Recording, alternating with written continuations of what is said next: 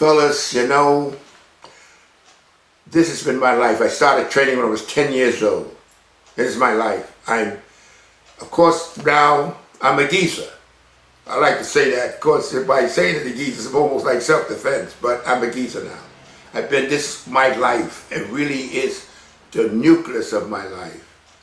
I remember when I was training and we were all natural, you could put your finger on the face of all the bodybuilders and identify them just by their bodies because they were natural and unique. Today, hardcore really, I think, will destroy bodybuilding.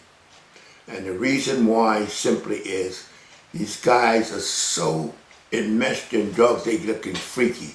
People have to relate. See, when we were training, even though we were bigger and everything than the average person, people would look at the beauty of their body. You take a guy like Arnold. Arnold was in the infancy of the drug era, and so that he wasn't freaky. He had nice shape, and you could still, even though it was huge, you could relate to it. Now, you gotta look hard to see who's who. These guys have gone crazy with these drugs, and what has happened now, they're freaky looking. People cannot relate to them. You look at them like you're looking at a freak show, instead of saying, I could be like them. And you know something? You see the proliferation of all these different types of exercises and equipment and the way they're training, because people cannot gravitate to the way these guys look. And it hurts me because it's destroying bodybuilding. All that's left is the freaks. And I talked to the editor of Muscle and Fitness. You know they don't test bodybuilders for drugs because they're afraid to. And they realize that you have a core element for the freaks. And I call them, I hate to say freaks, but for the hardcore. There's a core element for them. Now, if they take away that, they don't know if they have any audience at all. Because they don't believe they'll be able to draw back the people that have abandoned that look. That look is very personal, very targeted, and it's limited. Where's female bodybuilding? Step. Fitness is in. Because a man can't relate to a woman with bigger muscles than his. You can't get hot for a woman and her biceps bigger than yours. It's not normal. And women cannot relate to him. So where is it? Where did the audience come from? It's dead. Female boxing is the same thing. Men don't want to see women beating up on each other, and women don't want to see women beating up each other. Female boxing is dead. You can't people have to be comfortable, and they got to look forward to seeing you, and they got to relate to you. People go to the zoo, they don't relate to the gorillas. They're looking at them. You see, and I don't want bodybuilding to get like, and of course I know that that's just talk because these guys are freaky, not freaky, but these guys, the bigger the better for you.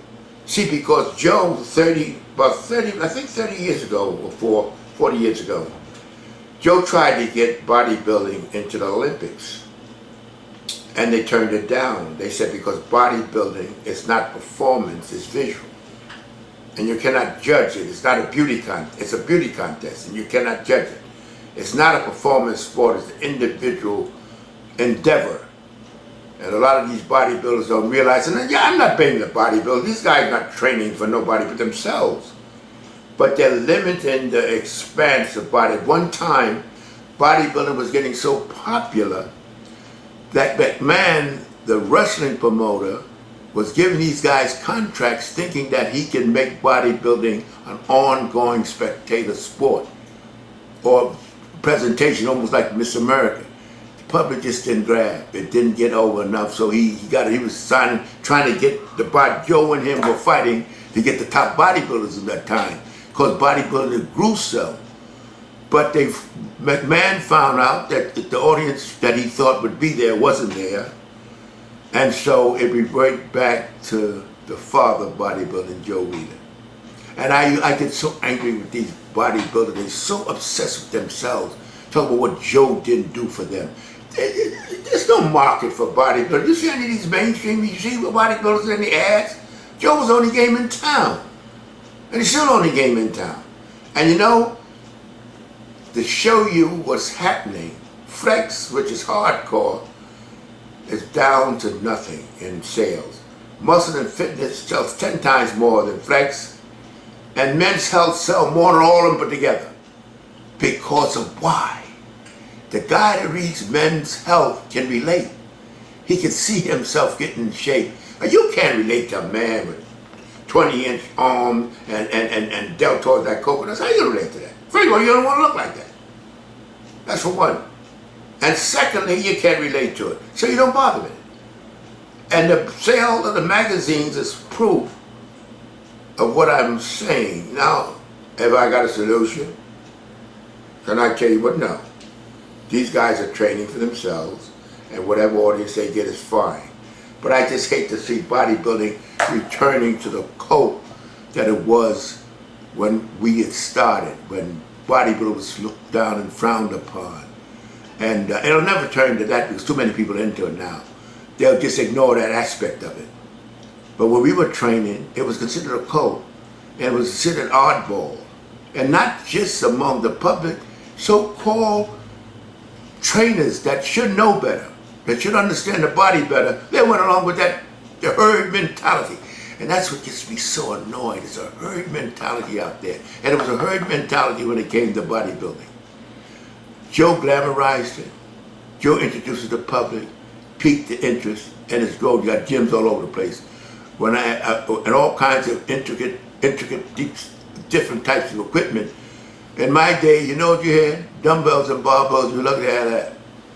You know, it was funny. It's funny, it makes me laugh, only because I watched it so.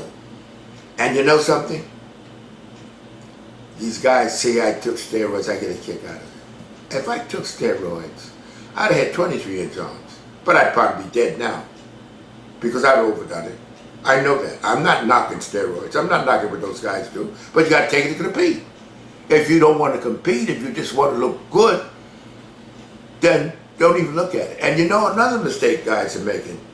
They think all you got to do, I'm not saying you got to break your balls to build your body. I mean, you're not going to build a body.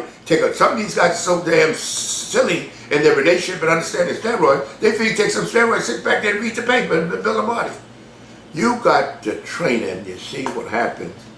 You knock your whole chemistry out of whack and you die way before your time. You know, bodybuilders, we were into health.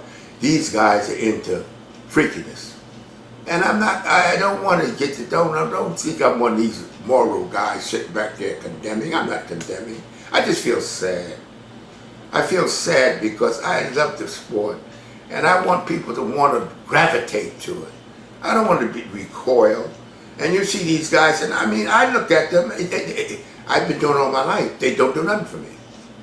I look at them, it's just out of the realm that the beauty is gone. You line these guys up and you got to look hard to see who's who. I don't want that.